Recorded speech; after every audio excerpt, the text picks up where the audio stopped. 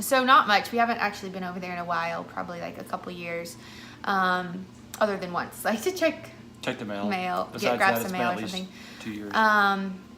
But yeah, there's like some restrictions, but also we just feel like we have to, this season of life, we have to prioritize our like mental, emotional health and all of that, and our threshold, like we like to call it, is like just a little bit lower in this season of life for us, with a lot going on in our own life. So there's a lot of triggers anyways, there. There's a lot of triggers there. There's a lot of triggers there.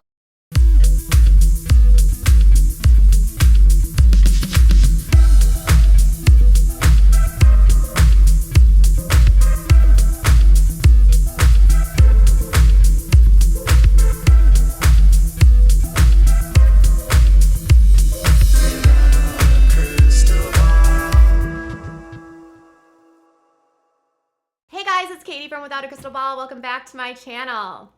It's April 23rd. Jill Duggar is in survival mode, you guys. Straight survival mode. She is stressed out. Do you think it's because Jinger was on Us Weekly basically doing an interview with Jeremy where they were all like, Jill, whatever you're going through, we wish you well. Them their, time to do that, and yeah. With whatever they're working through, and rolling his eyes in a way like, whatever they're going through. Come back to the cult, Jill. We'll welcome you back. So Jill has been very vocal publicly about this family dispute she's having, and her family is very vocal about denying that there's this disruption. If I were Jill, I would feel like my whole entire life existence with my family is a series of gaslighting after gaslighting after gaslighting. I feel like anytime the family speaks out, they sort of, in a way, try to diminish, dampen, or diffuse what Jill says. And they try to make it seem like her reality isn't as big of a deal as it is, which is a prime example of what gaslighting is. You know, you speak out, you say that you've gone through something, and the people tell you that your actual lived experience is not actually what happened. And I feel like that's whenever Jessa, Jinger, or anyone speaks out about it, it's always just like, we love her, she's great. Whatever she needs to do to get better, when she comes back and she's ready, we'll be here. I don't get the sense that there's going to be a lot of healing. But in the middle of all of that, Jill has things going on in her life that have absolutely nothing to do with her family. I know, it's shocking. Jill, who has been very open about using therapy methods and going to therapy, being in marriage counseling and marriage therapy, she has been talking a lot about different things that she's been doing to help herself cope with stress and with the various things in her life that make her very anxious. So the Duggars are of the belief that mental health is not to be fixed with the use of psychologists. They believe that everything must go through the church. Jill has very much broken this rule by using a licensed therapist to help her with the trauma that she experienced in her family, dealing with the lack of boundaries that she learned growing up, understanding how to build boundaries, how to set up expectations, how to check her temperature and her triggers, identifying what her triggers are, and really just working through the mindset that she grew up in and understanding sort of where she's at today and how to get through and navigate all of that. Now, if you were in the Duggars, you would never go to a psychologist because a psychologist would easily be able to point out the things that are happening in the Duggar home that are not conducive with independence, critical thinking, or basically just identifying the ways in which the kids are being gaslit and manipulated to doing whatever the parents want, allegedly. Jill doing therapy is amazing. She's been very outspoken about it. And she's also been very outspoken when she's struggling. And lately she's been struggling a lot.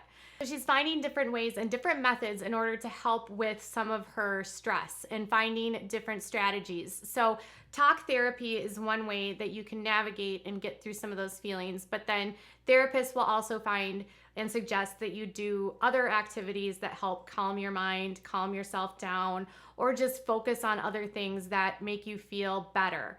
A lot of times it could be writing, journaling, art therapy. It could be, yoga, meditation. It could be being in sports, doing something that gets some of that stress out.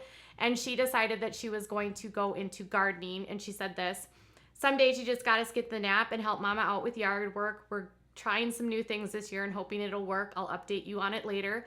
I'm not my sister, but I'm pulling out all my wannabe Jana Duggar skills, Jana Gaines, and I'm hoping for the best. In the meantime, if you don't find me here as much, you'll know where to find me. Anyone else find it extremely therapeutic to garden.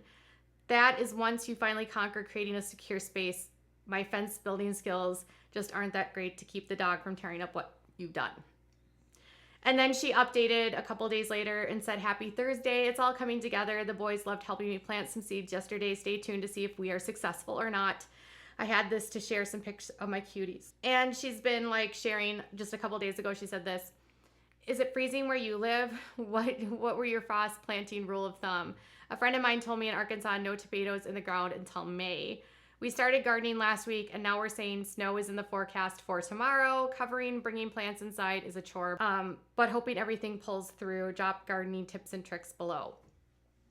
So she's doing this gardening, and yeah, it's generally, at least here in Minnesota, we wouldn't do any planting until typically around the middle of May, sometimes not even until, a lot of people here in Minnesota do their gardens.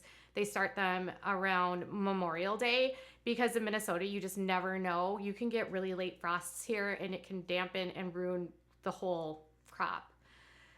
So, and we can also get early frosts in the fall. It's really a gamble to farm up here in Minnesota, which is weird because there's so much farming. So she's farming, or she's gardening, and then today she's going out on a walk, and she was talking about how she's dealing with a lot of stress again. So she did this. We're going on a little 2-mile walk run, and it's super nice out. My mother-in-law has the boys. Well, Israel's at school, but my mother-in-law has Sam, and she's gonna take Israel tonight because Derek has a final that's just like, I mean, on top of another here. Finals, weeks, whatever. And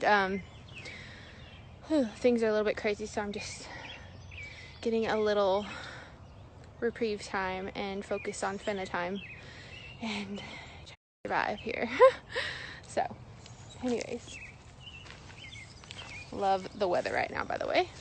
And Finna loves exploring. So she basically said, like, hey, we are in law school. I'm really like stressed out to the max. I'm fried. I have my boys. My mother-in-law, Kathy, is going to take the boys tonight so I can have a little bit of respite and relaxation. And Derek is in the middle of finals. And because he's in this third year of law school, he is going through it right now. Law school's third year tends to be pretty intense because they're finishing everything up and preparing for the bar. A lot of it comes down to really helping people get ready to sit for the bar. And a lot of the times the third year can encompass, focusing on graduation and sitting for the bar exam and then securing employment. So he's getting ready to sit for some of his finals, and then he will have to sit for his bar. And I think he wants to sit for the bar this summer. And preparing for the bar is a lot of work. It's very demanding.